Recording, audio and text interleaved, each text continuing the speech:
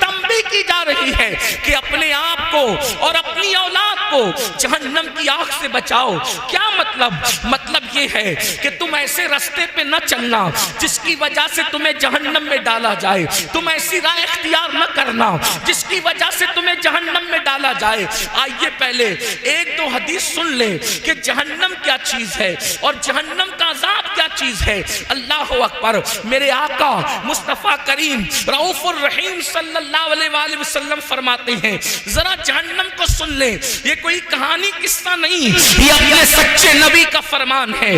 جس نبی کے کہنے پر ہم نے اللہ کو ایک مانا، جس نبی کے کہنے پر ہم نے قرآن کو اللہ کی کتاب مانا، جس نبی کے کہنے پر ہم نے یوم قیامت مانا، جس نبی کے کہنے پر ہم نے اسلام کی حقانیت کو مانا، وہی رسول اعظم غیب دا نبی صلی اللہ علیہ وآلہ وسلم فرماتے ہیں اللہ اکبر، جہنم کی آگ کا حال یہ ہے، جہنم کی آگ کا حال یہ ہے کہ اگر پہاڑوں کو جہنم کے اندر ڈالا جائے تو پہاڑ پگھلتے ہوئے نظر آئے، پہاڑ پگھل جائیں گے۔ میں آپ سے پوچھنا چاہتا ہوں اے میرے آقا علیہ السلام کے غلاموں اور سیدہ فاطمہ کی کنیزیں، خواتین اسلام بھی موجود ہیں، میں اپنی بہنوں سے پوچھنا چاہتا ہوں مجھے بتائے کہاں اپنا کمزور سا جسم جو مکھی اور مچھر کے ڈنک سے بھی بے چین ہو جاتا ہے، اللہ اکبر، اپنے جسم کی کمزوری کا عالم یہ ہے اگر مچھر ڈنک مارے تو ہم بے چین ہو جاتے ہیں، مکھی چلے تو بے قرار ہو جاتے ہیں، چوہے اور چھپکلی کو دیکھ کر کے ہمیں ڈر لگتا ہے، چھوٹا سا کیڑا کاٹ لے تو ہم دن بھر بے چینی کے ساتھ کھجاتے نظر آتے ہیں۔ کمزوری کا عالم یہ ہے اور اس راستے پہ چل رہے ہیں جسے جہنم کا راستہ کہا جاتا ہے۔ ہائے وہ جہنم کی آگ جس کے بارے میں اللہ کے سچے رسول نے فرمایا کہ دنیا کی آگ سے 70 درجہ زیادہ تیز اور حرارت والی جہنم کی آگ ہے، اس میں اگر پہاڑوں کو ڈالا جائے تو پہاڑ پگھلنے لگے۔ اب آپ مجھے بتائیں جس میں پہاڑ پگھل جائیں گے اس میں اپنے نازک وجود کا کیا ہوگا، اس میں اپنے کمزور وجود کا کیا ہوگا؟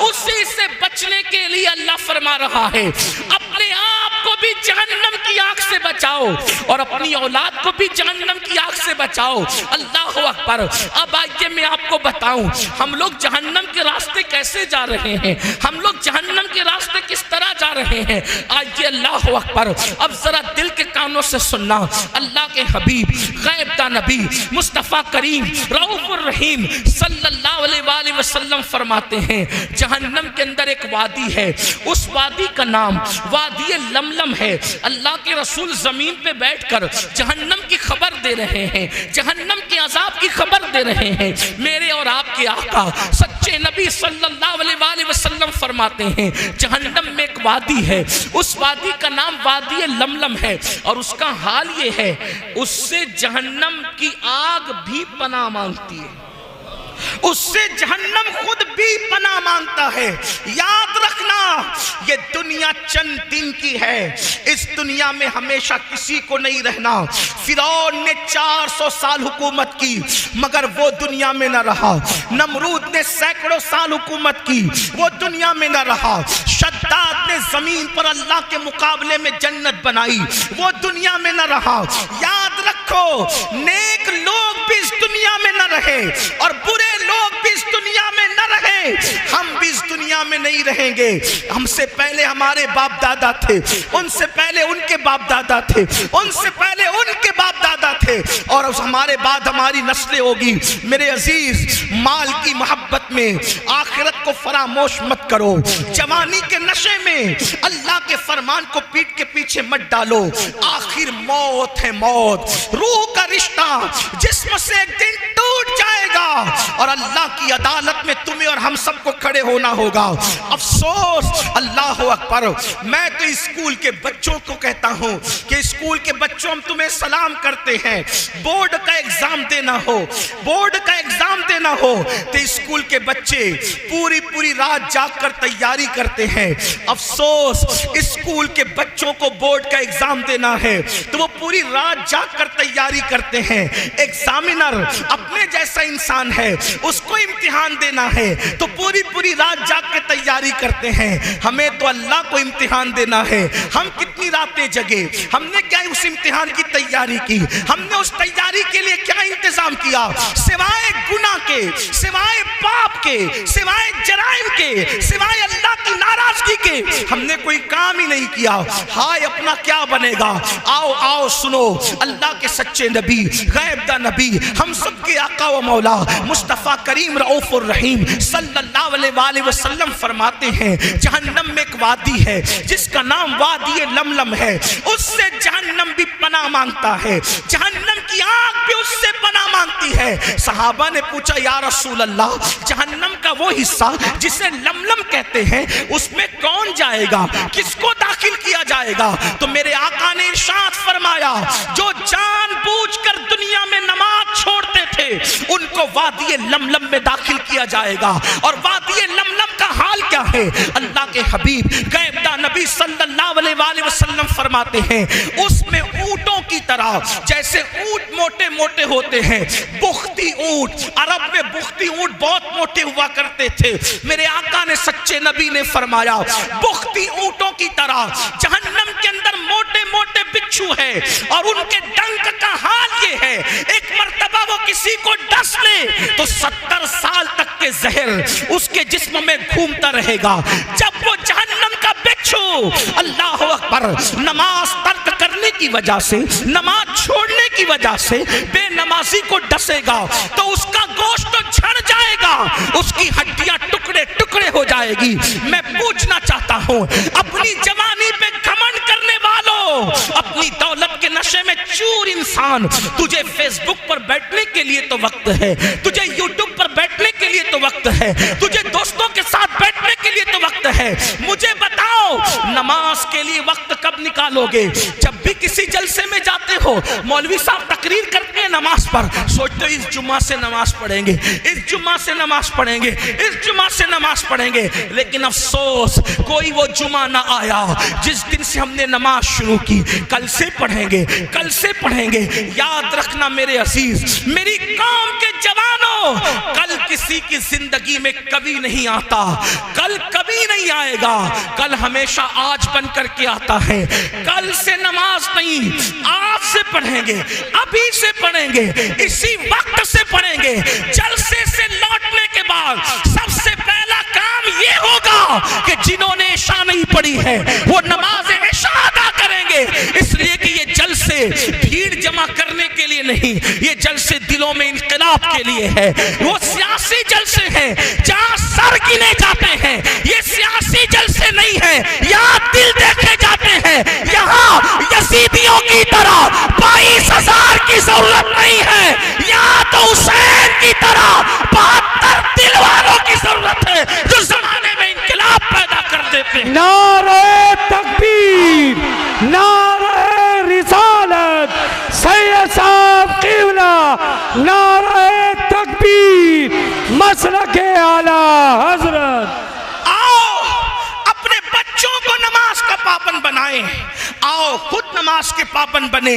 اللہ اکبر. میرے اور آپ کے آقا غیب دا نبی صلی اللہ علیہ وآلہ وسلم ارشاد فرماتے ہیں جہنم کے اندر ایک وادی ہے, وادی لملم کا ذکر تو آپ نے سنا. میرے کریم آقا غیب دا نبی صلی اللہ علیہ وآلہ وسلم فرماتے ہیں جہنم میں ایک وادی ہے جس کو جب الحزن کہتے ہیں. ذرا غور سے سننا, اس کو جب الحزن کہتے ہیں. میرے آقا نے فرمایا یہاں میں ان بھائیوں سے بھی کہوں گا جو کسی کی کہاں سنی میں یہ کہتے ہیں کہ نبی کو کیا خبر, نبی کو کچھ نہیں پتا. میرے عزیز ایسی بات نہ کیا کر, اس لیے کہ تو نے کلمہ پڑھا ہے. اور یاد رکھنا باپ سے پیدا ہوا, توجہ کریں, باپ سے پیدا ہوا تو باپ میں 1000 عیب ہونے کے باوجود انسان اپنے باپ کا عیب بیان نہیں کرتا. لیکن آپ سے پوچھنا چاہتا ہوں رسول تو بے عیب ہیں, آخر تم ان کے عیب کیوں بیان کرتے ہو جبکہ اللہ نے ان کو بے عیب پیدا کیا ہے؟ اس لیے یاد رکھنا نبی کے علم کو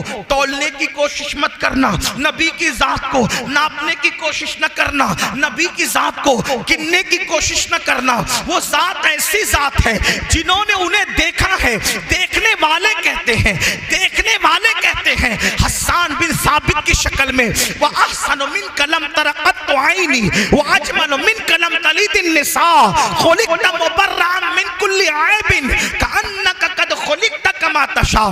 حسان کہتے ہیں یا رسول اللہ آپ جیسا حسن والا میری آنکھوں نے نہیں دیکھا، یا رسول اللہ آپ جیسا خوبصورت میری آنکھوں نے نہیں دیکھا، اور میری آنکھیں کیا دیکھتی، آپ جیسا حسن والا کسی ماں نے پیدا ہی نہیں کیا۔ اور حسان کہتے ہیں یا رسول اللہ جیسا آپ بننا چاہتے تھے گویا اللہ نے آپ کو آپ کی مرضی کے مطابق پیدا کیا ہے۔ نعرہ تکبیر، اللہ کے نعرہ رسول، رسالت۔ اللہ کے رسول، بیٹھ کے سن لو بھیا، بیٹھ کے سن لو اطمینان سے۔ دیکھو میں نے پہلے بھی کہا تھا، چند دنوں پہلے یہاں ایک محفل ہوئی تھی، آپ لوگ اٹھ کے ہمیں نذرانہ دیتے ہیں، میں غرور اور گھمنڈ کی وجہ سے منع نہیں کرتا، مگر میں ایک بات آپ سے کہتا ہوں، توجہ کریں۔ سب جھوٹ، حدیث پاک کا مفہوم ہے کہ اگر کوئی کسی کو نذر دے، ہدیہ دے، اگرچہ کھجوری دے، اس کو چاہیے کہ وہ قبول کر لے، منع نہ کرے، کیونکہ اگر کوئی ہدیہ دے اور کوئی انکار کرے گھمنڈ کی، غرور کی وجہ سے، تو فرمایا گیا جو ہدیے کا انکار کرے گا اللہ اس پر ایک دن ایسا لائے گا کہ وہ مانگے گا تو بھی لوگ اس کو نہیں دیں گے۔ اس لیے میں انکار نہیں کر رہا ہوں، لیکن اس وقت سب سے بڑا ہدیہ آپ کی طرف سے میرے لیے یہ ہے کہ آپ میری گفتگو سن لیں۔ اب رہی بات جس کو نذرانہ دینا ہے میں بالکل لوں گا، لیکن اس طرح لوں گا، آپ کو اگر نذرانہ دینا ہے تو اس جیب سے نکالیے اور اس جیب میں رکھتے جائیے آخری تقریر تک، ادھر سے نکال کے ادھر رکھتے جائیے، اور جب صبح کی نماز میں اپنے محلے کی مسجد میں پہنچنا تو وہ ساری رقم نکال کر میری بھی طرف سے اور آپ کی بھی طرف سے آپ کی مسجد کے امام صاحب کو دے دینا۔ ٹھیک ہے؟ ٹھیک ہے؟ آپ یہ کریں گے انشاءاللہ؟ اب آپ کو جو بھی میرا جملہ اچھا لگے ادھر سے نکال کے اس جیب سے نکال کے اس جیب میں ڈالنا ہے، اور وہ لے جا کر دینا ہے کس کو؟ اپنی مسجد کے امام کو تو نہیں دیتے، جو مہینہ بھر آپ کیا خدمت کرتا ہے نہیں دیتے، جس نے آپ کے ابا کا نکاح پڑھا کر آپ کی امی کو آپ کے ابا کے لیے حلال ہونے کا ذریعہ بنا، جس نے آپ کی کان میں اذان پڑھی، اور مرنے کے بعد جو آپ کا جنازہ ہی پڑے گا اس امام کا خیال نہیں کرتے، اور برسوں میں ہم لوگ ایک مرتبہ آتے ہیں، ہم سے بہت پیار کرتے ہو، اچھی بات ہے، اللہ آپ کو جزا دے، ہم یہ نہیں کہتے کہ ہم سے پیار نہ کرو، بالکل کرو، لیکن ہم سے زیادہ پیار کا حقدار آپ کی مسجد کا امام ہے، ہم سے زیادہ نذرانے کا حقدار آپ کی مسجد کا امام ہے، ہم سے زیادہ دعوتوں کا حقدار آپ کی مسجد کا امام ہے۔ ہمارے لیے تو اللہ نے بہت دروازے کھول رکھے ہیں، لیکن مسجد کے امام کے لیے محلے والوں کے سوا کوئی اور نہیں ہوتا۔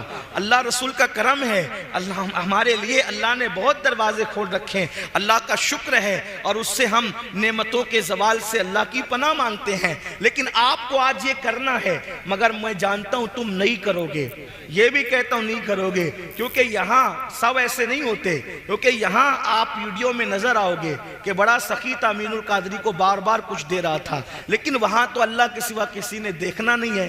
بات یہ ہے ہم پبلک کو تو دکھانے کے لیے بہت کچھ کرتے ہیں، لیکن جس سے جنت لینا ہے اس کو دکھانے کے لیے کیا کرتے ہیں؟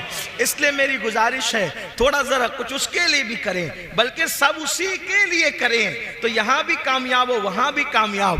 یاد رکھنا میرے آقا سے کہلوایا گیا وَمَحْيَايَ وَمَمَاتِي لِلَّهِ رَبِّ الْعَالَمِينَ، محبوب کہہ دیجئے کہ میرا جینا بھی تیرے لیے، میرا مرنا بھی تیرے لیے ہے، اپنا جینا مرنا سب کچھ اللہ کے لیے ہے۔ تو اب آپ کی میں توجہ چاہتا ہوں، مجمع بہت بڑا ہے، ایک بار پھر سے درود شریف پڑھیں تو ہزاروں کی درود حضور کی بارگاہ میں پہنچ جائے۔ ایک بار درود شریف پڑھیں۔ اللہم صلی علی سیدنا و شفیعنا و مولانا محمد معدن الجود والکرم، صلو علیہ صلاة و سلام علیکہ یا رسول اللہ صلی اللہ تعالی یا جد علیہ الحسن والحسین۔ اب آپ کی توجہ میری طرف رہے گی، اس لیے کہ میرے بعد ہمارے امیر جو آپ کا آج کے خصوصی خطیب ہے وہ آئیں گے تو میں گفتگو فوراً ختم کر دوں گا، اس لیے میں جلدی جلدی اپنی بات مکمل کرنا چاہتا ہوں۔ دیے گئے عناوین کو، دیے گئے مضامین کو جلدی سے پورا کرنے کی سعادت حاصل کرنا چاہتا ہوں۔ تو میں عرض کیا کر رہا تھا، اللہ کے حبیب غیب دا نبی صلی اللہ علیہ وآلہ وسلم جن کو اللہ نے اللہ اکبر جتنا چاہا علم عطا کیا، علم ما کنا و ما یکون عطا کیا، انہیں غیب کی خبریں عطا کی، اللہ رب العزت نے انہیں جنت کی خبریں عطا کی، اللہ نے انہیں جہنم کی خبریں عطا کی، انہوں نے جہنم کو دیکھا بھی ہے، جہنم کا مشاہدہ بھی کیا ہے، جنت کی سیر بھی کئی مرتبہ کی ہے، اللہ اکبر۔ تو میرے آقا اور آپ کے آقا سچے نبی صلی اللہ علیہ وآلہ وسلم فرماتے ہیں جہنم میں ایک وادی ہے، اس وادی کو جب الحزن کہتے ہیں۔ یہ جب الحزن کیا ہے؟ جب کا مطلب ہوتا ہے کنواں اور حزن کا مطلب ہوتا ہے غم، یعنی جہنم کے اندر ایک کنواں ہے جس کو غم کا کنواں کہتے ہیں۔ اور وہ غم کا کنواں کیا ہے میرے بھائیوں؟ میں کوئی کہانی قصہ آپ کے سامنے نہیں بلکہ اپنے نبی کا فرمان پڑھ رہا ہوں، جس کو فقیہ ابو اللہ سمرقندی نے لکھا، جس کو صحابہ نے بیان کیا، صحابہ نے اپنے کانوں سے سن کے بیان کیا۔ اگر اپنے آپ سے محبت ہے، اپنے آپ سے پیار ہے تو یہ روایت آپ دل پہ لکھیں گے۔ میرے آقا فرماتے ہیں وہ جب الحزن جو ہے اس کے اندر بچھو ہے، اور وہ بچھوؤں کا عالم یہ ہے، اللہ اکبر، ان کا حال یہ ہے کہ ان کے ایک منہ کے اندر 70 ڈنک ہے، 70 ڈنک، اور ہر ڈنک کے اندر ایک زہر کی تھیلی ہے۔ جب وہ بے نمازی کو ڈنک ماریں گے، جب وہ بے نمازی کو ڈسیں گے تو میرے سچے نبی فرماتے ہیں 1000 سال تک وہ زہر اس کے جسم کے اندر گھومتا رہے گا، اس کو تڑپاتا رہے گا۔ آپ مجھے بتائیں نا، اگر کھیت کا بچھو جو انگوٹھے کے برابر ہوتا ہے، کھیت کا بچھو انگوٹھے سے بڑا نہیں ہوتا، کھیت کا بچھو اگر ہمیں ڈس لے تو جلن کا حال کیا ہوتا ہے؟ اللہ کسی پر وہ دن نہ لائے کہ کسی کو بچھو ڈنک مارے، مگر اللہ اکبر، اللہ کھیت کا بچھو اگر ڈنک مار لے تو انسان تڑپتا ہے، انسان بلکتا ہے۔ میرے بھائیوں، اپنے نبی سچے نبی نے فرمایا کہ نماز چھوڑنے کی وجہ سے اللہ جب الحزن کے اندر، اس غم کے کنویں کے اندر، اس جہنم کی آگ کے اندر ایسا بچھو ڈسے گا۔ پہلے تو آگ ہے، آگ، اللہ اکبر۔ اگر ہمیں گرم پانی کی سزا سنائی جاتی، اگر ہمیں گرم پانی کی سزا سنائی جاتی تو وہ بھی ہمارے لیے کم نہ تھا۔ اپنے گیزر میں گرم کیا ہوا پانی اگر غلطی سے بدن پہ ڈال لے تو کتنی تکلیف ہوتی ہے، زیادہ گرم پانی۔ دنیا کے گرم پانی کا یہ حال ہے تو جہنم کی آگ کا حال کیا ہوگا؟ اور پھر اس کے اندر بچھوؤں کا ڈنک مارنا، پھر وہ بھی ایک بچھو کے منہ میں 70 ڈنک، اس میں زہر کی تھیلی، اور 1000 سال تک کے تڑپنا۔ بتاؤ، آخر ایک وقت کی نماز کے لیے 10 منٹ سے زیادہ کا ٹائم تو نہیں لگتا، پھر کیوں وقت نہیں نکالتے؟ نرم نرم گدوں پر نماز فجر ترک کرنے والوں، اللہ اکبر، ایک دن میں 3 4 مرتبہ پیٹ بھر کے کھانا کھانے والوں، کبھی سوچا کون کھلانا یہ 4 بار ایک دن میں؟ کون کھلانا یہ ایک دن میں 3 مرتبہ؟ یاد رکھنا، اپنے باپ نے ہمیں نہیں کھلایا، ہماری امی نے ہمیں نہیں کھلایا، ہم نے خود نہیں کھایا، وہ رزاق ہے، رزاق جو ہمیں کھلاتا ہے۔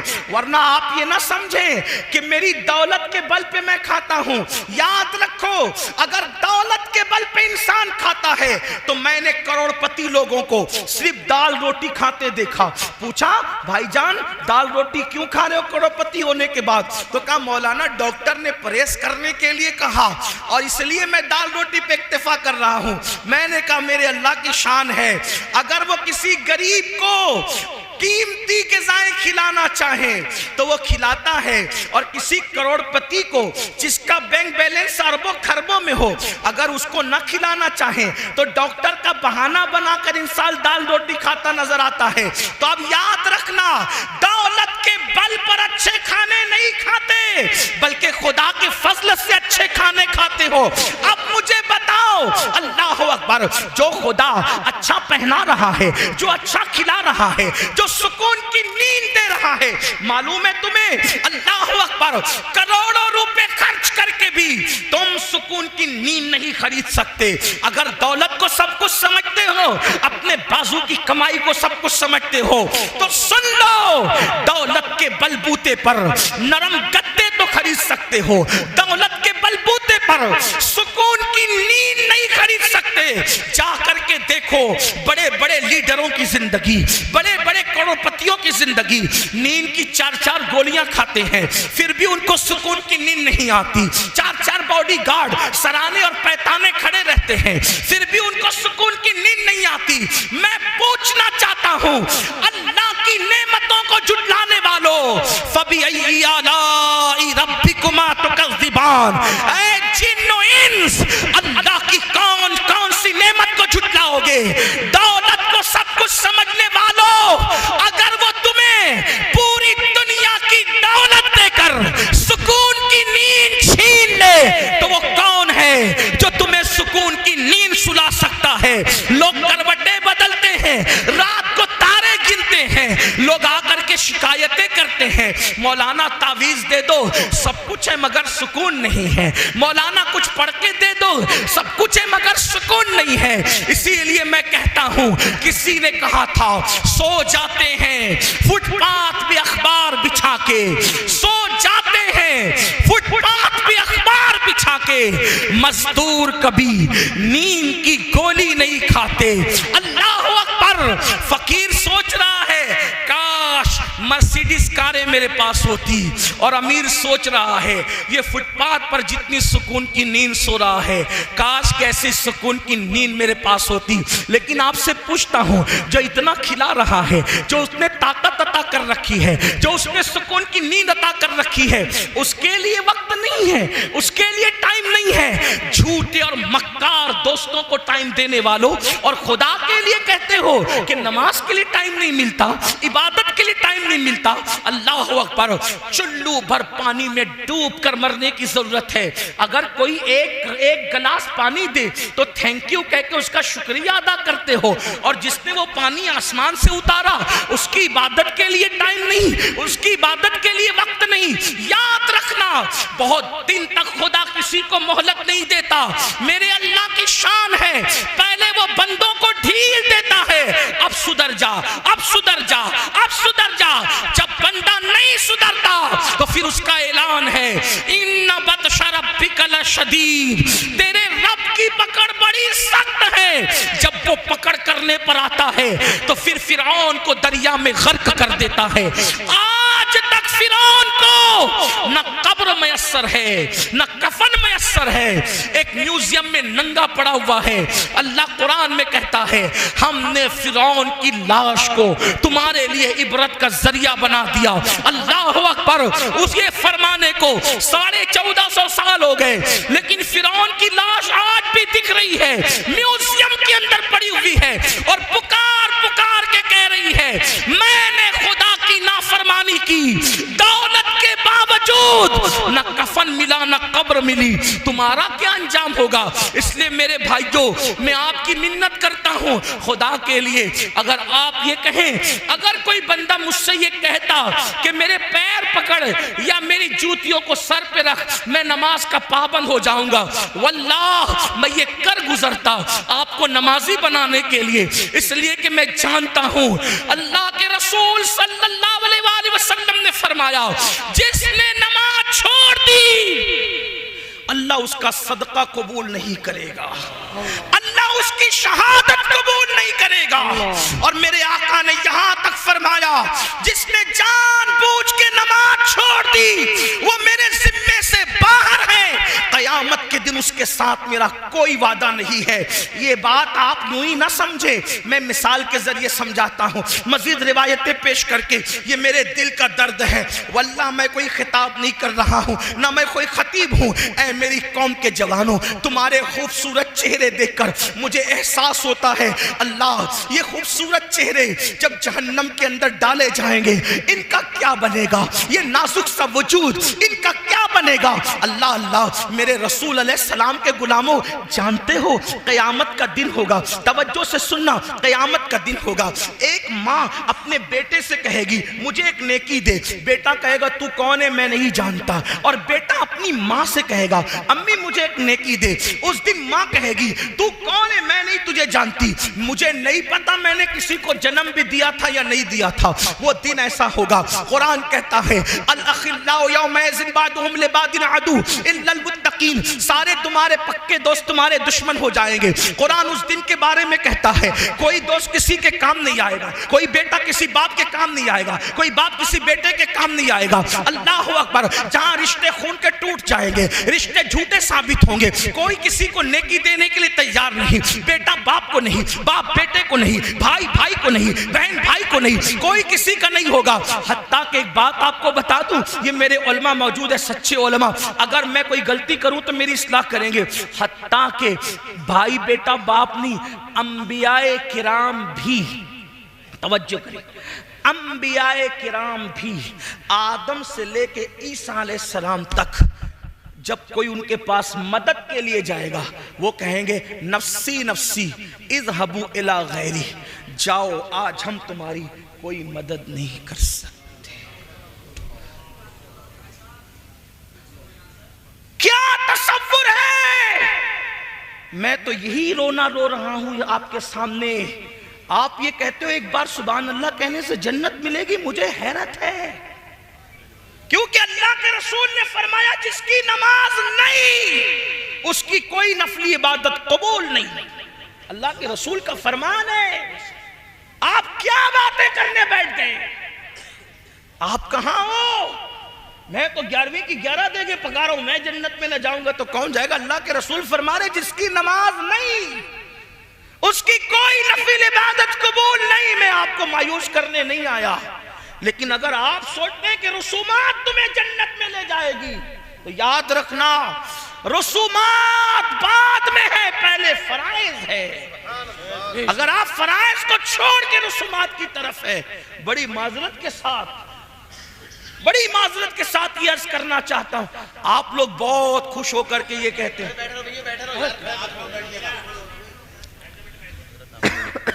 आप लोग बहुत खुश होकर ये कहते हैं, तवज्जो आपकी मेरी तरफ है, हुजूर के फरमान की तरफ है, तवज्जो करें। आप लोग खुश होकर ये कहते हैं अरे मैंने तो इतने बड़े मौलाना का दामन पकड़ा, मैंने तो ये मौलाना साहब का दामन, ये मुझे जन्नत में ले जाएंगे। आप देख रहे हैं हदीस है ये, जो मैं मुस्लिम शरीफ से इसको पढ़ रहा हूँ आपके साथ, मुस्लिम शरीफ में है, कंजुल माल में है, मजमऊ ज़वाइद में है। क्या अंबियाए किराम भी क्या कहेंगे?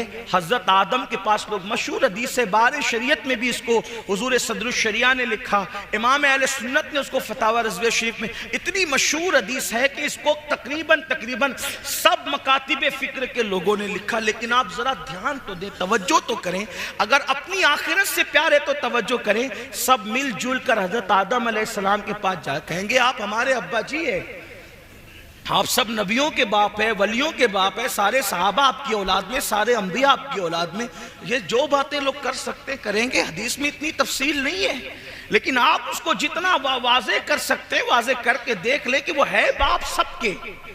हजरत आदम अलैहिस्सलाम अंबिया से लेके इमाम महदी तक सबके बाप है, क़यामत के आखिरी इंसान तक के बाप है। कोई इंसान उनकी औलाद से खारिज नहीं है। लोग कहेंगे आप हमारे अब्बा जी हैं, आप चल के हमारी शफात कराएं, अल्लाह की बारगाह में अर्जी करें, अल्लाह हमें बख्श दे। हजरत आदम अलैहिस्सलाम कहेंगे आज इतना गजब फरमा रहा है, इतने जलाल में है, इससे पहले इतने जलाल का इजहार कभी नहीं किया, मैं नहीं जाता उसके दरबार में, मुझे आज अपनी पढ़िए। कहेंगे हदीस के अल्फाज नफ्सी नफ्सी इज़हबू इला गैरी, मुझे आज अपनी जान की है, तुम किसी और के पास जाओ। हदीस तवील है, मैं पूरी हदीस नहीं बयान करता, लेकिन इतना जरूर कहता हूं हर नबी यही कहेंगे, हर नबी की जबान पे यही होगा, नफ्सी नफ्सी इज़हबू इला गैरी। हत्ता कि लोग ईसा अलैहिस्सलाम के पास आएंगे और ईसा अलैहिस्सलाम भी कहेंगे नफ्सी नफ्सी इज़हबू इला गैरी, जाओ किसी और के पास, आज मैं तुम्हारी कोई मदद नहीं कर सकता।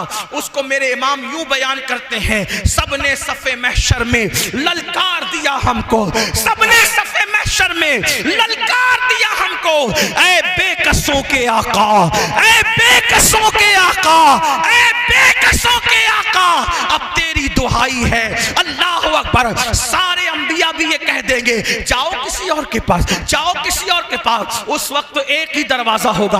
अब ध्यान से सुनना मुसलमानों, मेरी कौम के जवानों, अजाने सुनकर गाने सुनने वालों, कानों में ईयरफोन लगाकर अजान के वक्त गाने सुनने वालों, फिल्में देखने वालों, क्रिकेट देखने वालों, ड्रामों में मुब्तला होने वालों, अजान हो रही है फिर भी किसी औरत पर पाप की नजर डाल करके हीरो की नकल करने वालों, दिल के कानों से सुन लो, جب سب نبی ذبو الی غیری کہیں گے، سب نبی نفسی نفسی کہیں گے، تو مرکزوں کا، عقیدتوں کا مرکز، نجات کا مرکز، اللہ اکبر، میدان محشر کے سب لوگوں کے لیے مرکز نجات کون سی ذات ہوگی؟ ایک ہی ذات ہوگی، آمینہ کا لال، عبداللہ کا لخت جگر، میرے اور آپ کی آقا مصطفیٰ جان رحمت، شفیع المذنبین، طٰہٰ و یاسین، انیس بے کساں، چارہ ساز درد مندہ، ایک ہی ذات ہے محمد الرسول اللہ کی، جو غلاموں کو یہ نہیں کہیں گے نفسی نفسی، یہ نہیں کہیں گے ذبو الی غیری، بلکہ یوں کہیں گے انا لہا انا لہا انا لہا، آؤ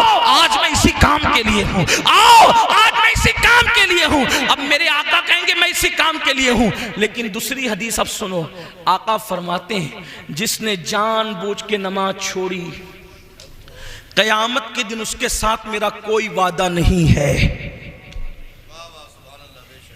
اللہ نہ کرے، کروڑ بار نہ کرے، اللہ کسی دشمن کو بھی وہ دن نہ دکھائے کہ جنت لینے کے لیے حضور کے پاس گیا اور آقا نے فرمایا کیا تجھے میرا فرمان یاد نہ تھا کہ میں نے کہا تھا جو نماز نہیں پڑھتا اس کے ساتھ میرا کوئی وعدہ نہیں، چل جائے یہاں سے، آج تیرے ساتھ میرا کوئی وعدہ نہیں۔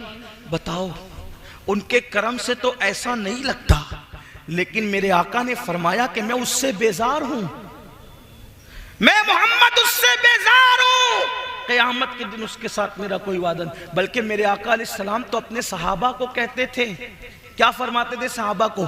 حضرت ابو ہریرہ سے کہا ابو ہریرہ بے نمازی کے قریب بھی مت بیٹھا کر، کیونکہ آسمان سے بے نمازی پہ لعنت برستی، بے نمازی کے ساتھ بیٹھنے سے بھی منع کیا گیا۔ بلکہ ایک حدیث پاک میں آتا ہے دو لوگوں پر بڑا بھیانک عذاب ہوگا قیامت میں، توجہ، کون سے دو لوگ؟ جہنم کی ایک وادی ایسی ہے کہ اس وادی سے جہنم ایک دن میں 5 مرتبہ پناہ مانگتا ہے۔ اس وادی میں دو لوگ ہوں گے، ایک تو نماز کو ترک کرنے والا اور دوسرا حرام کھانے والا، حرام روزی کھانے والا، حرام لقمہ کھانے والا۔ آج نماز تو پڑھ ہی نہیں رہے۔ ایک بات ہے، نماز کی خصوصیت ہے، توجہ، نماز کی کیا؟ جب نماز پڑھتے تو نماز کی برکت سے گناہ ختم ہو جاتے، ٹھیک؟ نماز پڑھتے نماز کی برکت سے گناہ ختم ہو جاتے ہیں، لیکن ایک ایسا گناہ بھی ہے کہ وہ کرنے سے نماز ختم ہو جاتی۔ کوئی گناہ نماز کو ختم نہیں کرتا، توجہ کریں، کوئی گناہ نماز کو ضائع نہیں کرتا، نماز سارے گناہوں کو ضائع کر دیتی ہے، لیکن ایک گناہ ایسا ہے جو نماز کو بھی ضائع کر دیتا ہے۔ یعنی کتنا زہریلا ہے وہ گناہ، کتنا خطرناک ہے وہ گناہ جو نماز کو ختم کرتا ہے، نماز کو ضائع کرتا ہے۔ وہ گناہ کون سا ہے؟ اس گناہ کو کہتے ہیں لقمہ حرام، حرام روزی، جس میں آج میری قوم مبتلا ہے۔ کس اعتبار سے؟ آج سب سے زیادہ ایڈورٹائز کس کی آ رہی ہے؟ جوئے کی، جنگلی رمی کھیلو، راتوں رات کروڑ پتی بن جاؤ، اتنے لاکھ ملے، اتنے لاکھ ملے۔ تو لوگوں کا کیا حال ہے؟ چلو گھر بیٹھے، کس نے جانا یار پتھر توڑنے، کس نے جانا کنانہ دکان پہ گھنٹوں بیٹھنے، کس نے جانا مزدوری کرنے، موبائل لو، نرم گدوں پہ لیٹو اور رمی کھیلو اور کروڑ پتی بن جاؤ۔ یاد رکھنا لالچ بری بلا ہے، لالچ بڑی بدترین بلا ہے۔ یاد رکھو اگر جوئے کے چکر میں پڑو گے، جیت گئے تو انجام کیا؟ جیت گئے تو انجام یہ، اگر اس کے پیسے سے کپڑا خریدا جوئے کے پیسے سے، تو جب تک کہ وہ کپڑا موجود رہے گا نہ کوئی عبادت قبول ہے نہ کوئی دعا قبول ہے، اللہ اکبر۔ اور اگر اس کا گھر بنایا تو جب تک اس حرام پیسے کی اینٹ موجود رہے گی لعنت برستی رہے گی جوا کھیلنے والے پر۔ اللہ اللہ، جوا کھیلنا تو بہت دور کی بات ہے، یہاں تک فرمایا گیا جو دنیا میں جوا کھیلتا ہوگا قیامت کے دن اس حالت میں اٹھے گا کہ اس کے ہاتھ سور کے خون میں رنگے ہوئے ہوں گے۔ قیامت کے دن اس حالت میں اٹھے گا کہ اس کے ہاتھ سور کے خون میں رنگے ہوئے ہوں گے۔ آپ اندازہ تو کریں، کیا اللہ سے ڈر نہیں لگتا؟ کیا قیامت پر اللہ اکبر، وہ یقین نہیں جس یقین کا حکم دیا گیا ہے۔ ایک تو یہ جوا ہے، یاد رکھنا، ایزی منی کے چکر میں، شارٹ ٹائم کروڑ پتی بننے کے چکر میں، اللہ اکبر، اپنی پونجی کو برباد مت کرو۔ یہ جوا ہے جس نے بڑے بڑے تاجداروں کو، یہ جوا ہے جس نے بڑے بڑے کروڑ پتیوں کو، یہ جوا ہے جس نے بڑے بڑے مالداروں کو زمین پر اور روڈ پہ لا کے کھڑا کیا ہے۔ یاد رکھنا، جوے کی طرف نہ جاؤ، ورنہ جو پونجی پڑی ہے وہ بھی ضائع ہو جائے گی، وہ بھی برباد ہو جائے گی۔ لالچ بری بلا ہے، اور اللہ اکبر، ایک تو جوا ہے، اور جوے کی مختلف شکلیں ہیں، کوئی لاٹری کھیل رہا ہے، کوئی کچھ کر رہا ہے، لیکن حرام کاروبار کی سب سے بدترین شکل جو ہے، جو نماز پر بہت اثر انداز ہوتی ہے، وہ ہے سود، وہ ہے انٹرسٹ، وہ ہے بیاج۔ اللہ اکبر، آج امت مسلمہ کے اندر بیاج بہت بڑھتا جا رہا ہے، سود بہت بڑھتا جا رہا ہے۔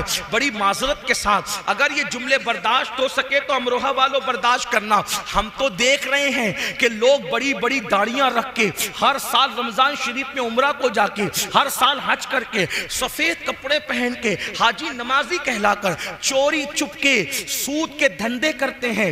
10 لے کے جاؤ، اتنا لا کے دو، 10,000 لے کے جاؤ، اتنا لا کے دو، 20,000 لے کے جاؤ، اتنا لا کے دو۔ یاد رکھنا، یہ سود کیا ہے؟ اللہ کے رسول، ہم سب کے آقا و مولا مصطفیٰ کریم رؤوف الرحیم صلی اللہ علیہ وآلہ وسلم فرماتے ہیں، جس نے سود کا ایک لقمہ کھایا، ایک لقمہ، اللہ کے رسول فرما رہے ہیں، جس نے سود کا ایک لقمہ کھایا، گویا اس نے اپنی ماں کے ساتھ 36 مرتبہ زنا کیا۔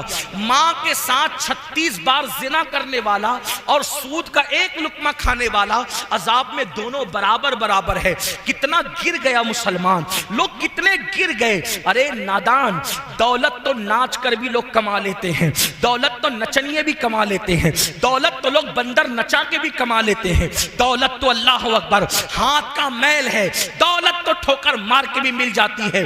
دولت کے نشے میں اتنے چور ہو گئے کہ اپنے نبی کا فرمان بھول گئے۔ اللہ کے رسول کا فرمان کتنا سخت ہے، اور ایک دو کتابوں میں نہیں، اکثر کتابیں آپ سود کا باب اٹھا کے دیکھ لے، ہر مصنف نے حدیث لائی ہے، کیا 36 مرتبہ ماں کے ساتھ زنا کرنا اور ایک لقمہ سود کا کھانا، ایک درہم کھانا، دونوں گناہ میں برابر برابر ہے۔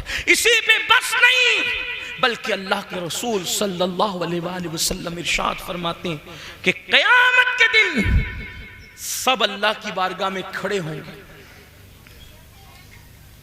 سب قیامت کے دن اللہ کی بارگاہ میں کھڑے ہوں گے، لیکن جو دنیا میں سود کھاتے ہوں گے ان کو کھڑے ہونے کی طاقت نہیں ہوگی، وہ زمین پہ گر جائیں گے، اور قیامت کے دن ان کی حالت ایسے ہوگی۔ کیسی حالت ہوگی بتاؤں؟ آقا علیہ السلام فرماتے ہیں جیسے مجنون ہوتا ہے پاگل، یا جس پر آسیبی اثر ہوتا ہے، جس کو آسیب چھو لیتا ہے، یعنی کیسے وہ دکھتا ہے، بالکل مریل سا، پاگل سا، بکھرے ہوئے بال، ڈراؤنا سا چہرہ۔ آقا علیہ السلام فرماتے ہیں سود کھانے والوں کا یہی حال ہو۔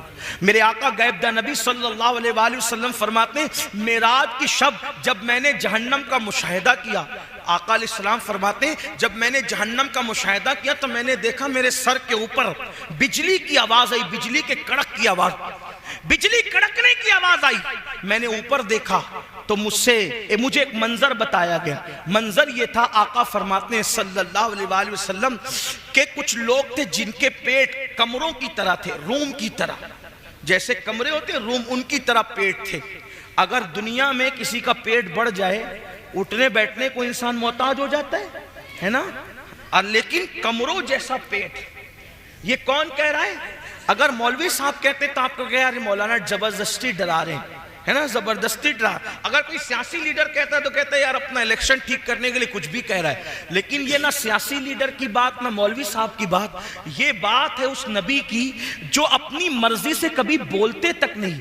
قرآن کہتا ہے وَمَا يَنْتِقُ عَنِ الْهَوَىٰ إِنْ هُوَ إِلَّا وَحْيٌ يُوحَىٰ، کہ یہ اپنی مرضی سے کبھی کلام نہیں کرتے، ہمیشہ زبان ان کی ہوتی ہے، کلام خداوند قدوس کا ہوتا ہے۔ حضور نے اپنی مرضی سے کبھی گفتگو نہیں کی۔ میرے آقا اللہ رب العزت العزت کی مرضی کے پابند ہے اور اللہ رب العزت جو فرماتے ہیں وہی گفتگو کرتے ہیں. اللہ اکبر. خدا ان کی رضا چاہتا ہے, وہ خدا کی رضا چاہتے ہیں. اللہ اکبر. تو وہ رسول, سچے رسول فرماتے ہیں کاش یہ دنیا کی رنگریلیے سے باز آ جاتے, یہ دنیا کے مال کی محبت سے باز آ جاتے. میرے بھائی, اللہ نے قسمت میں جتنا لکھا ہے وہ دولت ہمیں مل کے رہے گی. حرام کی طرف کیوں جاتے ہو؟ حرام سے توبہ کرو. میرے آقا ارشاد فرماتے ہیں میں نے دیکھا روم کی طرح, کمروں کی طرح بڑے بڑے پیٹ ہے اور اس کے اندر بچھو ہے, بچھو ڈنک مار رہے ہیں اور جہنم کی آگ ہے اس کے اندر, پیٹ کے اندر. اللہ اللہ, اگر کبھی 4-6 کپ چائے پی لو اور پیٹ میں جلن ہونے لگے تو کیسا لگتا ہے آپ جانتے ہیں؟ کبھی مرچ زیادہ کھا لو پیٹ میں جلن ہو تو کیا ہوتا ہے. میں حیران ہوں, آپ غور فرمائیں, چائے 4-5 کپ پینے کی وجہ سے یا مرچ کھانے سے پیٹ میں جلن ہو تو برداشت نہیں ہوتی. اللہ اکبر. جب پیٹ میں جہنم کے بچھو ڈالے جائیں گے اور جب پیٹ کمروں کی طرح ہوگا اور پیٹ کے اندر جہنم کی آگ بھڑک رہی ہوگی, آقا فرماتے ہیں میں نے پوچھا جبریل یہ کون لوگ ہیں جن کے پیٹ اس طرح سے ہے؟ تو جبریل امین نے عرض کی یا رسول اللہ صلی اللہ علیہ وآلہ وسلم یہ سود کھانے والے لوگ ہیں, یہ سود کا دھندا کرنے والے لوگ ہیں. اللہ اکبر. جانتے ہیں آپ, اللہ اکبر, یہاں تک ابن حجر مکی لکھتے ہیں کہ رمضان المبارک کی شب قدر میں بھی, توجہ کرنا, رمضان المبارک کی شب قدر میں بھی میں نے سود کھانے والوں کی قبر پر عذاب ہوتے ہوئے دیکھا ہے. یعنی شب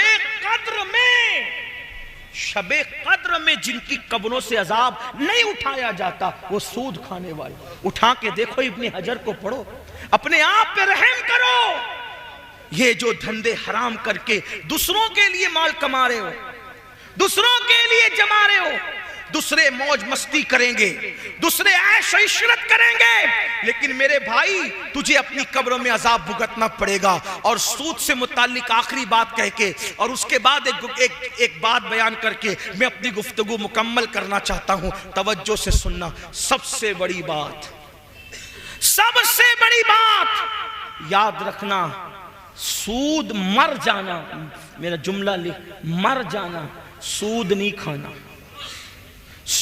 بھیک مانگ لینا, سود نہیں کھانا. اور یہ بھی سنیں, جتنا گناہ سود لینے والے کو ہے, جو لینے والا جتنا بڑا گنہگار ہے اتنا دینے والا بھی گنہگار ہے, اتنا ہی لکھنے والا بھی گنہگار ہے, اتنا ہی گواہ بننے والا بھی گنہگار ہے. آج کل غریب لوگ بہت آسانی کے ساتھ کہتے ہیں حضرت بٹیا کی شادی تھی اس لیے مجبوراً لے لیا. میں نے کہا کس نے کہا تھا کہ بیٹی کی شادی اللہ کو ناراض کر کے کرنا؟ اللہ کے رسول علیہ الصلوۃ والتسلیم سن لیں, ہمارے عقیدے میں دنیا میں رسول اللہ سے بڑا مالدار انسان نہ کوئی تھا, نہ ہے, نہ ہو سکتا ہے. وہ اور لوگ ہیں, وہ اور لوگ ہیں جو نبی کو غریب, مفلس اور کنگال کہتے ہیں. واللہ ہمارے عقیدے میں نبی کی شان یہ ہے, آسماں خان, زمین خان, زمانہ مہمان, صاحب خانہ لقب کس کا ہے تیرا تیرا, اور خالق کل نے آپ کو مالک کل بنا دیا. دونوں جہاں ہیں آپ کے قبضہ و اختیار میں, جہاں بانی عطا کر دے, بھری جنت ہبا کر دے. نبی مختار کل ہے جس کو جو چاہے عطا کر دے. جہاں میں ان کی چلتی ہے وہ دم میں کیا سے کیا کر دے, زمین کو آسماں کر دے, سورجا کو سرا کر دے, ہوا میں اڑنے والے یوں نہ اترائے ندا کر دے. وہ جب چاہے جسے چاہے اسے فرما روا کر دے. نعرہ تکبیر. جنت ہو, جو مالک جنت ہو, اس سے بڑا مالدار کون ہو سکتا ہے؟ صدیق و فاروق جیسے جن کے غلام ہو, اس سے بڑا مالدار کون ہو سکتا ہے؟ جبریل جس کا خادم ہو, اس سے بڑا مالدار کون ہو سکتا ہے؟ لاؤ نہ کوئی ایسا خادم اور لاؤ کوئی ایسا مخدوم. جب خادم کی یہ شان ہے کہ وہ سدرۃ المنتہا پہ رہتے ہیں, بلکہ میرے امام تو کہتے ہیں کہ وہ خادم بھی ہے اور دربان بھی ہے. کہتے تیرے در کا درباں ہے جبریل اعظم. میرے امام کہتے ہیں ہمارے نبی کی شان دیکھو, تیرے در کا جبریل اعظم تیرا مدح خواہ رسول و ولی ہے بیتاب جس کے لیے عرش اعظم وہ اس راہ روے لامکاں کی گلی ہے. تمنا ہے فرمائے یہ روز محشر یہ تیری رہائی کی چٹھی ملی ہے اور شفاعت کرے حشر میں جو رضا کی سوا تیرے کس کو یہ قدرت ملی ہے. حضور سے بڑا کوئی مالدار نہیں. کیوں؟ اس لیے کہ امام کہتے ہیں میں تو مالک ہی کہوں گا, مالک ہی کہوں گا. یہ ہی میں جو لذت ہے عاشقوں کو ملتی ہے میں مالک ہی کہوں گا. کیوں؟ دلیل کے ساتھ کہوں گا کہ وہ مالک کے حبیب. میں تو مالک ہی کہوں گا کہ وہ مالک کے حبیب یعنی محبوب و محب میں نہیں میرا تیرا. کچھ لوگوں کا خیال یہ ہے کہ ہم لوگ نبی کو شریک مانتے ہیں. میں نے کہا اس پہ لعنت ہے جو شریک مانتا ہو, کیونکہ نبی کو شریک خدا ماننے میں کوئی فضیلت ہی نہیں رہتی. توجہ ہے آپ کی؟ ہاں یہی بات ہے. نہیں سمجھ میں آتی بات؟ شریک ماننے میں نبی کی کوئی فضیلت نہیں رہتی. ہم شریک نہیں مانتے کیونکہ ہم فضیلت کے منکر نہیں ہیں, ہم حبیب مانتے ہیں. حبیب مانتے. دونوں میں فرق کیا ہے شریک اور حبیب میں؟ شریک کہتے ہیں پارٹنر کو, شریک کہتے ہیں پارٹنر کو, اور حبیب کہتے ہیں ڈیئر کو. دونوں میں کیا فرق ہے؟ پارٹنر, شریک, پارٹنر. پارٹنر سے جب بات ہوتی ہے تو ایک ایک پیسے کا حساب ہوتا ہے. صحیح ہے؟ یہ پیسہ کہاں خرچہ کیا؟ کہا وہ چائے پلایا, کس کو پلایا؟ اور کبھی کبھی پارٹنرشپ ٹوٹ جاتی. پارٹنرشپ ٹوٹتی ہے, محبوبیت کبھی ختم نہیں ہوتی. پارٹنرشپ میں حساب کتاب ہوتا ہے. میں نے یہ کیا, تو نے کیوں کیا؟ 25 روپے کے بھاؤ میں بیچنا تھا, تو نے 24 میں کیوں بیچا؟ یہ سب حساب ہوتا ہے. یار ایک ایک روپے پر پارٹنرشپ میں حساب ہو رہا تھا, اتنے میں حبیب آیا. کون؟ بیٹا. ابو جی آئی فون 14 آ گیا ہے, لے لوں؟ کتنے کا ہے؟ 3 لاکھ کا. ہاں جاؤ لے لو. ارے بھائی 1 روپے پہ اس سے لڑ رہا تھا اور اس کو 3 لاکھ روپے ایک جملے میں دے دیا, تو وہ کہے گا نادانو وہ شریک تھا, یہ حبیب ہے. تو جو ہے وہ شریک تھا, وہ پارٹنر تھا, اس لیے جھگڑا ہو رہا تھا. اور یہ حبیب ہے. کیوں؟ اس کی خوشی میں میری خوشی ہے, اس کا چہرہ مسکراتا ہے تو میرا دل خوش ہوتا ہے. بلا تمثیل, بلا تمثیل, 1000 بار بلا تمثیل. ہم نبی کو شریک نہیں مانتے کیونکہ شریک ماننے میں کوئی فضیلت نہیں ہے. ہم تو محبوب اور حبیب مانتے ہیں. کیوں؟ جان میں نے بنایا, ٹکڑے تو کرے گا. میں پوچھوں گا نہیں بنایا میں نے, توڑا کیوں؟ اس لیے کہ تو شریک نہیں ہے, تو حبیب ہے. میں نے اسی لیے بنایا تاکہ تو توڑا کرے, تاکہ لوگوں کو اندازہ ہو جب محبوب کی یہ شان ہے تو محبوب کے بنانے والے کی شان کا عالم کیا ہے.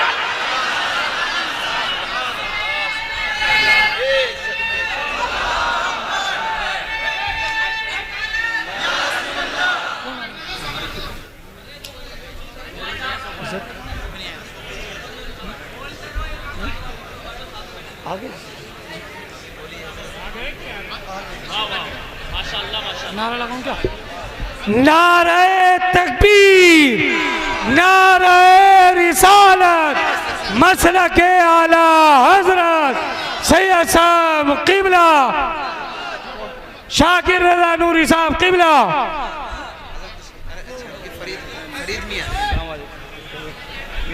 سید فرید حسنین میاں صاحب قبلہ. نعرہ تکبیر, نعرہ رسالت. اچھا ماشاءاللہ قاری عبداللطیف صاحب کے سزا. اچھا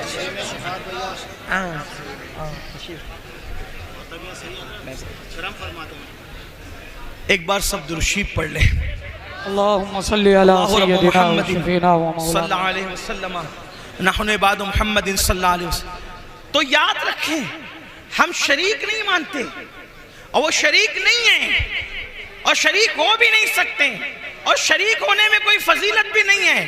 تو اگر اللہ اکبر ہم حبیب مانتے ہیں، حبیب کا کیا مطلب؟ حبیب محبوب، سورج میں نے ڈبایا، تو اشارہ کر کے نکال دینا۔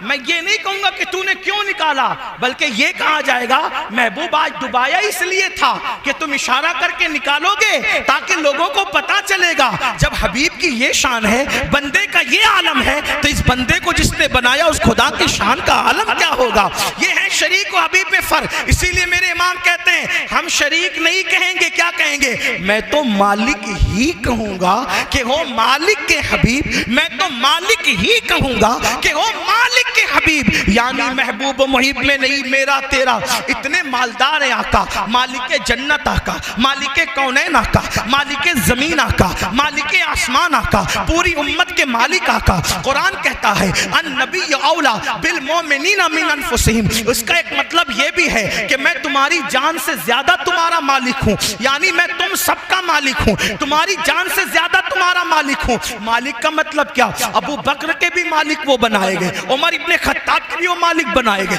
عثمان غنی کے بھی مالک بنائے گئے، بلکہ کل جہاں ملک ان کی ملک میں دے دیا گیا، پورا جہان ان کی ملک میں دے دیا گیا۔ اللہ اکبر۔ اور آپ سے پوچھنا چاہتا ہوں، آپ تو بڑی سادگی سے کہتے ہو مولانا میں نے بیٹی کی شادی کرنی تھی، مجبور ہو گیا تھا، اس لیے میں نے سود سے پیسہ لے لیا۔ کس نے کہا تھا آپ اپنی بیٹی کو اللہ کو ناراض کر کے شادی کریں؟ آقا، میرے آقا اور آپ سب کے آقا، اتنے مالدار آقا اگر اپنی بیٹی کی شادی اتنی سادگی سے کرتے ہیں کہ ایک چادر اڑاتے ہیں۔ توجہ کریں، میرے آقا نے جب اپنی شہزادی کونین ملکہ فردوس بری سیدہ فاطمہ الزہرا کی جب شادی کی مولا علی کے ساتھ نکاح کیا تو ایک چادر ان کے سر پہ ڈالی۔ اس چادر کے متعلق سیرت نگاروں نے لکھا ہے کہ جب میرے آقا نے اپنی شہزادی کے سر پر جو چادر ڈالی تھی شادی کے دن، اس میں کم و بیش 17 پیون لگے ہوئے تھے۔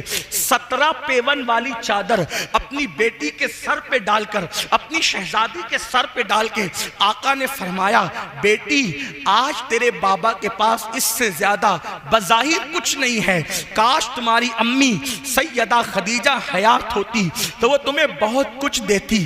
آپ سے پوچھتا ہوں آقا چاہتے تو جنت کے جوڑے آ جاتے، صحابہ کو اشارہ کرتے تو جہیز کا انبار لگ جاتا، لیکن اپنی شہزادی کو 17 پیون والے دوپٹے میں ودا کرنے کی کیا وجہ تھی؟ تاکہ غریبوں کو پتہ چل جائے اگر پیسے نہ ہوں تو سود سے نہ لینا، حرام کی طرف نہ جانا، بلکہ اپنے نبی کی سنت پر عمل کرتے ہوئے سادگی سے اپنی بیٹی کو بھی۔ میں اپنی بات مکمل کر رہا ہوں، آپ حضرات بیٹھ جائیں، ایک بار پھر درود شریف پڑھ لیں۔ اللہ رب محمد صلی اللہ علیہ وسلم نحن عباد محمد صلی اللہ علیہ وسلم صلاۃ و سلام علیک یا جد الحسن والحسین۔ تو عرض اتنا کر رہا تھا کہ کتنی مجبوری آ جائے کبھی سود کی طرف مت جانا، کبھی بیاج کی طرف مت جانا۔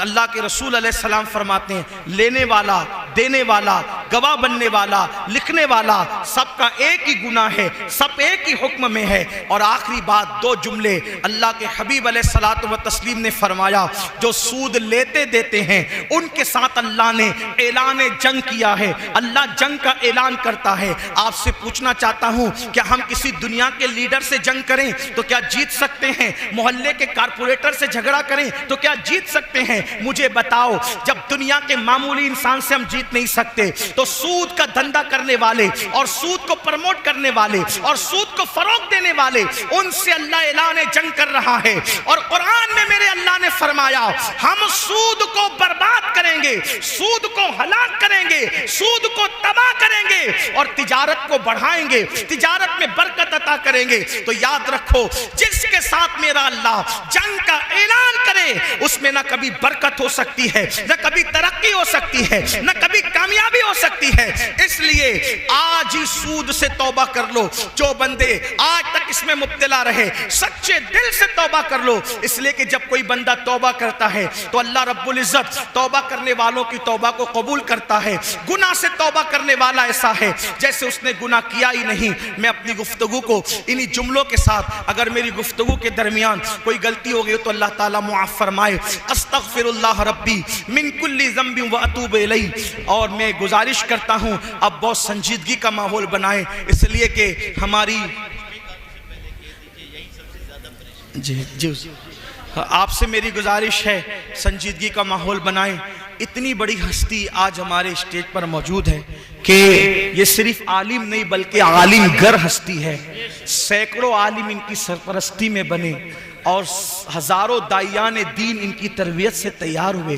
ایسے لوگ جو ٹوپی پہننے میں شرماتے تھے آج وہ عمامہ پہنتے ہیں، ماشاءاللہ دین کی دعوت دیتے ہیں. ایسی ہستی آج ہماری محفل میں موجود ہے. آپ حضرات اگر ایسے ہی شور مچاتے رہے، موبائل چلاتے رہے، میں آپ سے بھی اور بڑے ادب کے ساتھ ہمارے جو ممبر پر اسٹیج پر جو حضرات ہیں ان سے بھی گزارش کرتا ہوں کہ بہت مؤدبانہ آپ کا شوق ہے، آپ کی محبت ہے، ہم محبتوں کی قدر کرتے ہیں، لیکن حضرت کی گفتگو بہت سنجیدہ ہوتی ہے اور بہت فکر انگیز ہوتی ہے. آپ یاد رکھیں پڑھے لکھے لوگ، جو بہت زیادہ پڑھے لکھے لوگ حضرت کی گفتگو کو سنتے ہیں، ایک ایک جملہ بڑے بڑے مفکرین کی زبانی سنا گیا کہ ایک ایک جملے پر ایک ایک کتاب لکھی جا سکتی ہے. ایسے قیمتی جواہر پارے اگر آپ سنجیدگی کا ماحول بنائیں گے آپ سن سکیں گے. اور انشاءاللہ جب بیان ہو جائے گا تو بیان کے بعد حضرت مرید بھی کریں گے، جو مرید ہونا چاہتے ہیں وہ مرید بھی ہو سکیں گے. تو میں ناظم صاحب سے معذرت کرتے ہوئے، چونکہ حضرت کی فلائٹ جو ہے وہ حضرت کو پہنچنا ہے وقت پر دلی، تو میری گزارش آپ سے ہوگی کہ پہلے حضرت کا خطاب آپ سن لیں اور خطاب کے بعد انشاءاللہ پھر دستار بندی ہو جائے اور دستار کا پروگرام بہت سکون سے ہو جائے انشاءاللہ تعالی. اور پھر ایک بار آپ سے گزارش، بہت اچھے لوگ ہیں اس علاقے کے، بہت محبتی لوگ ہیں، اگر بیٹھ جائیں تو محفل کتنی اچھی لگے گی، ہے نا. اصل میں کلاس روم میں آپ نہیں بولے، کوئی نہ بولیں بھائی، کوئی یہاں سے بولا جا رہا ہے، یہاں سے بولیں نا. دیکھیں کلاس روم میں جب کوئی بچہ کھڑا ہوتا ہے تو دور سے گزرنے والے کو ایسا لگتا ہے کہ جیسے اس کو سزا دی جا رہی. کھڑا سزا رکھ کر دینے کے لیے کیا جاتا ہے. یہ رسول پاک کی محفل ہے، یہاں سزا نہیں ہے، یہاں تو مزہ ہی مزہ ہے. اور انشاءاللہ یہاں بھی مزے اور وہاں بھی مزے ہوں گے انشاءاللہ. میں ان کے در کا بھکاری ہوں فضل مولا سے، حسن فقیر کا جنت میں بسترا ہوگا انشاءاللہ. تو بیٹھ جائیں میرے بھائی، بہت اچھے ہو، اللہ پاک آپ کو سلامت رکھے. بیٹھو، بہت اچھا، اللہ پاک جزائے خیر. بیٹھ جائیں. ایک بار سب ذرا بلند آواز سے اگر سننا چاہتے تو درود شریف پڑھے بلند آواز سے. اللہ رب محمد صلی اللہ علیہ وسلم نحن عباد محمد صلی اللہ علیہ وسلم صلاۃ و سلام علیک یا جد الحسن والحسین. تو آئیے اس خوبصورت ماحول میں ہم حضرت کو جو ہے وہ بڑے ادب کے ساتھ عرض کرتے ہیں کہ حضرت تشریف لائیں اور اپنے خطاب سے ہم سب کو مستفیض و مستنیر فرمائیں. 4 مصرع دعائیہ کلمات سن لیں اور اس کے بعد حضرت تشریف لاتے ہیں.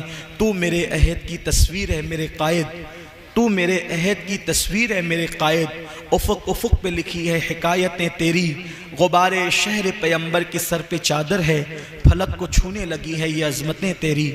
ایسی خوبصورت محفلیں بہت محنت کے بعد سجتی ہے. قاری یامین صاحب اور ان کے رفقا نے، عثمانیہ فیضان رضا کے لوگوں نے بڑی محنت کی، کاوش کی. جب ایسی محفل سجی، اب آپ اس میں جو ہے وہ تھوڑا سا شور کرتے ہیں تو پوری محفل کا مزہ کرکرا ہو جاتا ہے.